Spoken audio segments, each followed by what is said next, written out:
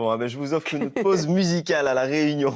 Sur l'île, on vit au rythme du maloya, tradition qui mélange chant, danse et musique.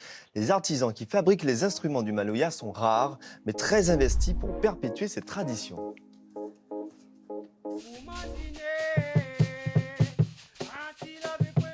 Kayambe, bob, djembé ou encore rouleur. Dans son atelier, Gaël confectionne tous les instruments traditionnels du maloya. À 40 ans, il est l'un des derniers gardiens de ce savoir-faire hérité des esclaves. Là, je fabrique un kayambe. Et la base d'un kayambe, c'est les tiges de fleurs de canne qu'on va récupérer quand il y a la saison dans les champs de canne. Des fois, sur une façade, j'ai besoin de une soixantaine de tiges. Sur une façade, en tout, on va dire 120. Et tout dépend de la grosseur des tiges aussi.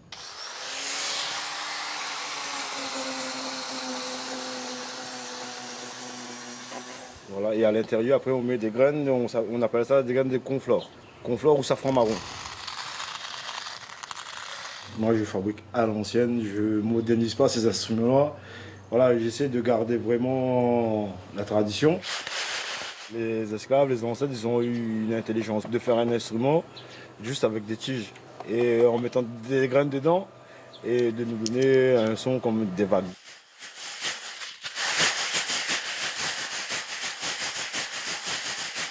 Le son est fin, comme on dit dans le jargon. Le maloya est un genre artistique qui mêle à la fois la musique, la danse et le chant. C'est un héritage qui a traversé des générations et même les océans. L'instrument, on ne va pas mentir, c'est un truc ancestral, parce que même dans la capoeira, au Brésil, ils utilisent un bob. Ça, c'est un instrument sacré. Aujourd'hui, Gaël maîtrise toutes les techniques de finition et d'acoustique. Ces instruments se retrouvent dans les mains des grands noms du maloya sur l'île. Pour attendre le rouleur. Voilà mes machines. Les machines sont sur moi. C'est un rouleur, il faut mettre une peau de taureau. Même pas de peau de vache, rien, taureau. Ça, c'est sacré. Et après, séchage pendant une semaine minimum.